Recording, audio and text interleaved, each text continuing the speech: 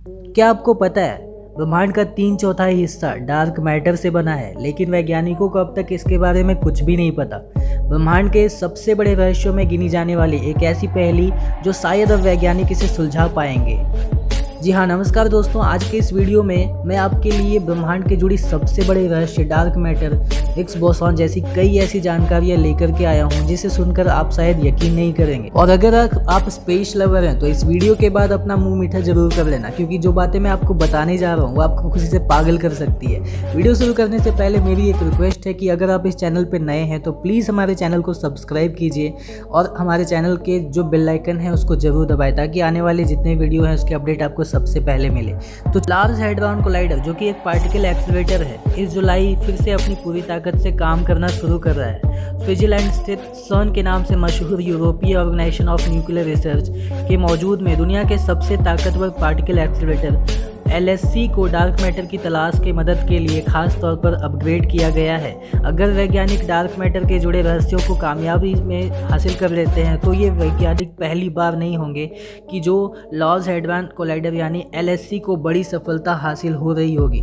क्या आप जानते हैं कि 21वीं शताब्दी की सबसे बड़ी खोज, जी हाँ, हिग्स बोसॉन का पता भी इसने ही लगाया था। इस साल हिग्स बोसॉन को खोजे जाने में 10 साल पूरे हो जाएंगे। खोज के बाद हमें इतना तो पता ही है कि इस कण और इससे जुड़े क्षेत्र के बगैर ब्रह्मांड में कुछ भी संभव नहीं था। क्या आपको पता है कि British atomic physicist doctor Clara Nellist उस टीम का एक अहम हिस्सा है जो डार्क मैटर को खोज निकालने के लिए बनाई गई है। लेकिन सिर्फ वैज्ञानिक बनने के लिए वो यात्रा उनकी आसान नहीं थी, वो इस प्रोजेक्ट की सबसे अहम हिस्सा है। वो कहती है कि हमारे स्कूल में जो फिजिक्स के टीचर तक नहीं थे वो A लेवल के लिए वहाँ फिजिक्स नहीं पढ़ पाई, और बाद में वैज्ञानिक बनने के सपने को पूरे करने के लिए उन्हें बाहर जाना पड़ा था। उन्होंने ये भी कहा कि फिजिक्स के उन अध्यायों को पढ़ने के लिए मुझे हफ्ते में 2-3 बार सफ़र करना पड़ता था। उसके लिए प्री यूनिवर्सिटी परीक्षा में प्रश्न पत्र तैयार किए और उसके बाद उस स्कूल में बैठकर ये परीक्षा देनी पड़ी थी। लेकिन इन बाधाओं को पार कर क्लारा जल्द ही आगे की पढ़ाई के लिए मैनचेस्टर यूनिवर्सिटी पहुंच गई। वहां उन्होंने अपनी PhD के लिए रिसर्च की। वहां उन्होंने LHC से जुड़े प्रयोगों का काम करना शुरू किया था। दरअसल जब हिग्स बोसॉन के बारे में पहली बार 2012 में मशहूर घोषणा हुई तो क्लारा सर्न में ही थी। वो बताती है कि मैं उस ऐतिहासिक पल की साक्षी होने के लिए ऑडिटोरियम के बाहर ही सो गई थी, जहाँ पे हमारे डायरेक्टर ने ऐलान किया था कि मैं उस खोज की घोषणा करने वाला हूँ। वो कहती है कि इस खोज में यादें उन टीमों के साथ काम करने के लिए प्रेरित करती है ताकि अगली बड़ी कोशिश की जाए। और हमें ये तो पता है कि हिग्स बोसॉन की खोज ने पूरी दुनिया में सुर्खियां बटोरी थी। क्लारा कहती हैं कि हिग्स बोसॉन वास्तव में एक खास कण है, क्योंकि शुरुआती कण जिस तरह से अपना द्रव्यमान ग्रहण करते हैं वो इससे जुड़ा है, और जब ये कण हिग्स फील्ड में एक दूसरे के संपर्क में आते हैं तब मास हासिल कर लेते हैं। हिग्स बोसॉन वो है जिसे हम इस फील्ड में अस्तित्व दिखाने का प्रयोग में खोज सकते हैं। दरअसल एक हिग्स फील्ड एक तरह का एनर्जी फील्ड है जो दूसरे बुनियादी कणों जैसे इलेक्ट्रॉन और क्वार्ट्ज को द्रव्यमान देता है। हिग्स बोसॉन को ईश्वरीय कण यानी कि गॉड पार्टिकल कहा गया था, क्योंकि द्रव्यमान हासिल करने की प्रक्रिया को बिग बैंग से जोड़ा गया है।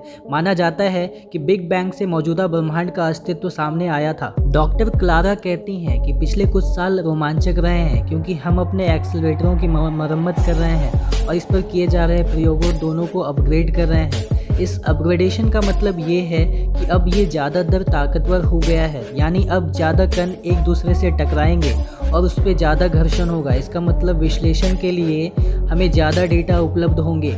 LHC अविश्वसनीय तौर पर बड़ी मात्रा में ऊर्जा इस्तेमाल करता है। एक साल में शर्न के एक छोटे शहर से बराबर बिजली की खपत कर लेता है, यानी एक साल में 3 लाख घरों के मुकाबले बिजली खर्च होती है। इसमें से कुछ ऊर्जा प्रोटॉन की रफ्तार बढ़ाने के लिए इस्तेमाल किया जाता है। ये कोशिश उसकी रफ्तार लगभग प्रकाश की रफ्तार बढ़ाने के लिए की जाती है, ताकि जब ये टकराएं तो कणों में बंट जाए। रहस्यमयी डार्क मैटर।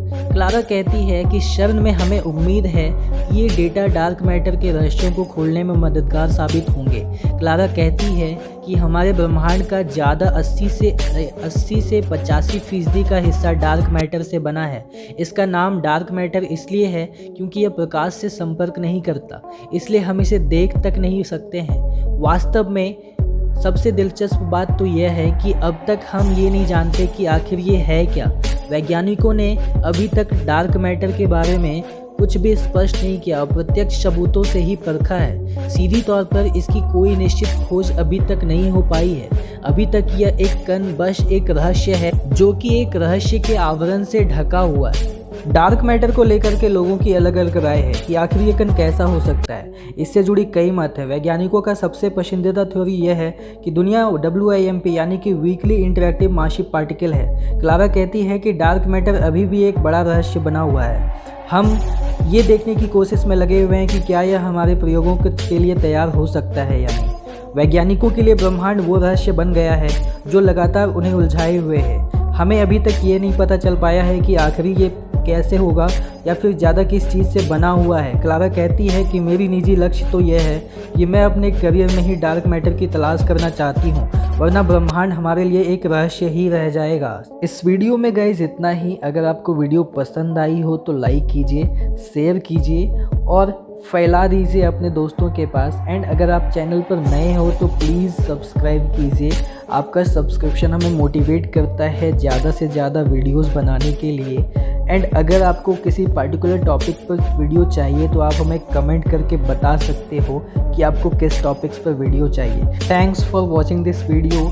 दिस इज़ बादल सिंह। जय हिंद।